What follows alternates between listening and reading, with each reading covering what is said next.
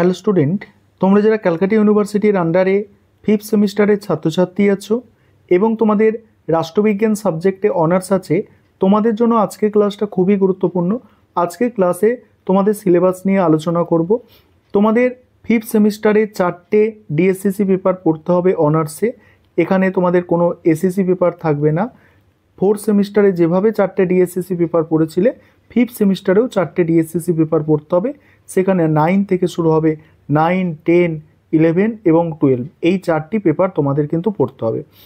প্রথম যে ডিএসসিসি পেপারটা ফিফথ সেমিস্টারে আছে, ইন্ডিয়ান পলিটিক্যাল থট 2। প্রথমে তোমরা পড়েছিলে ফোর্থ সেমিস্টারে ইন্ডিয়ান পলিটিক্যাল থট 1 পড়েছো, এখানে ইন্ডিয়ান পলিটিক্যাল থট 2 পড়তে হচ্ছে। মডিউল 1-এ যে সিলেবাস আছে দেখো, মডিউল 1-এ প্রথম যে টপিকটা আছে মানবেন্দ্রনাথ রায়। মানবেন্দ্রনাথ রায়ের র্যাডিক্যাল হিউম্যানিজমের ওপরে পড়তে হবে। তারপরে দ্বিতীয় যে টপিক আছে দেখো, নরেন্দ্র দেব আছে, রামমোহন লোহিয়া, জয়প্রকাশ নারায়ণের সোশ্যালিস্ট আইডিয়া অর্থাৎ সমাজতান্ত্রিক চিন্তাভাবনা পড়তে হবে এদের।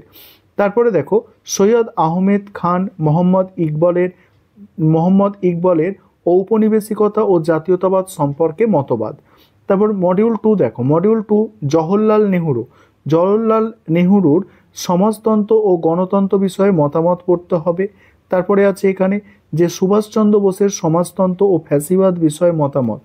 তারপরে দেখো সাভারকার। তারপরে দেখো পরের যে টপিকটা আছে সাভারকার, মোহাম্মদ আলী জিন্নার জাতির ধারণা নিয়ে বিতর্কিত দৃষ্টিভঙ্গি। এবং পরের টপিক আছে দেখো, পরের টপিক হচ্ছে জ্যোতিবা ফুলে, ভীমরাও আম্বেদকর, জাতিভেদ প্রথা অস্পৃশ্যতা আর পণ্ডিত রামাবাই সামাজিক ন্যায় বিচার সম্পর্কে মতামত। এটা ছিল তোমাদের ডিএসসিসি 9 পেপারের সিলেবাস। এবার ডিএসসিসি 10 পেপার। ডিএসসিসি 10 পেপারটা তোমাদের ওয়ার্ল্ড পলিটিক্সের ওপরে আছে সিন্স 1945 অর্থাৎ 1945 সাল থেকে। এখানে মডিউল 1-এ যে টপিকগুলো পড়তে হচ্ছে তোমাদের শীতল যুদ্ধ অর্থাৎ কোল্ড ওয়ার অর্থাৎ ঠান্ডা যুদ্ধের এবং তার বিবর্তন, তার সংক্ষিপ্তসার, তৃতীয় বিশ্বের উত্থান, নিরপেক্ষ আন্দোলন অর্থাৎ জোট নিরপেক্ষ আন্দোলন, প্যান আফ্রিকাজম, শীতল যুদ্ধের পরবর্তী বিশ্ব অর্থাৎ ঠান্ডা যুদ্ধের পরবর্তী বিশ্ব, সারসংক্ষেপ, বিশ্বায়নের ধারণা আর দৃষ্টিভঙ্গি। তারপরে দেখো পরিবর্তনশীল ইউরোপীয় ইউনিয়ন, ব্রেক্সিট, এদের সম্পর্কে সংক্ষেপে পড়তে হচ্ছে।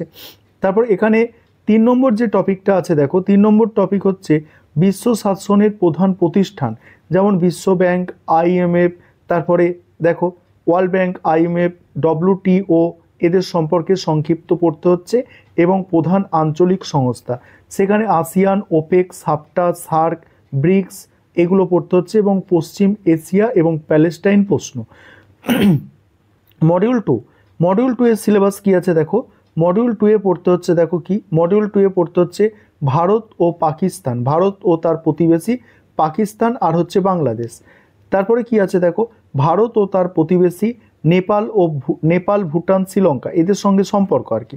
তারপরে পড়তে হচ্ছে তোমাদের জাতিসংঘ অর্থাৎ সম্মিলিত জাতিপুঞ্জ পড়তে হচ্ছে, সেখানে তার পটভূমি, প্রধান অঙ্গর মধ্যে সাধারণ পরিষদ, নিরাপত্তা পরিষদ, সচিবালয়, বিশেষত মহাসচিবের ভূমিকা, শান্তিরক্ষা, মানবাধিকার ও উন্নয়নে জাতিসংঘের ভূমিকা, এগুলো এখানে কিন্তু পড়তে হচ্ছে। এবার 11 নম্বর যে পেপারটা আছে তোমাদের, 11 নম্বর পেপারটা আছে পলিটিক্যাল সোশিওলজির ওপরে। এই পলিটিক্যাল সোশিওলজির ওপরে মডিউল 1 থেকে যা পড়তে হচ্ছে দেখো, রাজনীতির সামাজিক ভিত্তি, তারপরে রাজনৈতিক সমাজতত্ত্বের উদ্ভব, তারপরে পড়তে হচ্ছে দেখো রাজনৈতিক সংস্কৃতি ও রাজনৈতিক সামাজিকরণ, প্রকৃতি, প্রকার ও সংস্থা, তারপরে পড়তে হচ্ছে দেখো রাজনৈতিক অংশগ্রহণ, ধারণা ও প্রকারভেদ।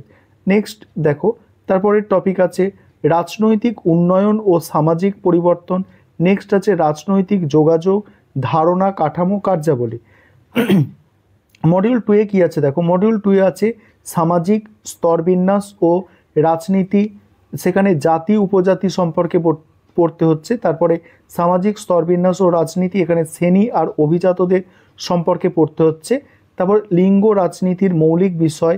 নেক্সট আছে ধর্ম রাজনীতির বিভিন্ন দৃষ্টিভঙ্গি। আর নেক্সট হচ্ছে দেখো ভারতের প্রেক্ষাপটে বিশেষভাবে মানে ভোটদাতাদের আচরণ। ঠিক আছে, ভোটার ও ভোটদাতাদের আচরণ। এই হচ্ছে তোমাদের গেল 11 পেপার। এবং 12 পেপার কি আছে, 12 পেপার আছে ওয়েস্টার্ন পলিটিক্যাল থট 1।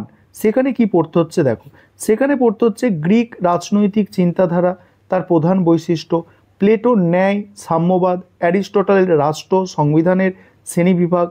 তারপরেই আছে দেখো 2 নম্বর যে টপিক আছে, দেখো 2 নম্বর টপিক আছে, সেখানে কি পড়তে হচ্ছে দেখো, রোমান রাজনৈতিক চিন্তাধারা, আইন ও নাগরিকত্ব, রোমান চিন্তাধারার অবদান।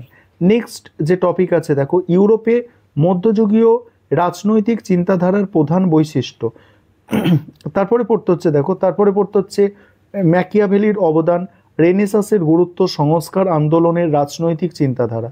মডিউল 2 দেখো, এবার মডিউল 2 দেখো, মডিউল 2 এ পড়তে হচ্ছে দেখো, যে বদিন, যা বদিন সার্বভৌমত্বের ধারণা। তারপরে পড়তে হচ্ছে হবসনের বাস্তববাদী রাজনীতি বিজ্ঞানের মানে প্রবর্তক, মানব প্রকৃতি, প্রাকৃতিক অবস্থা, রাষ্ট্র ও সার্বভৌম।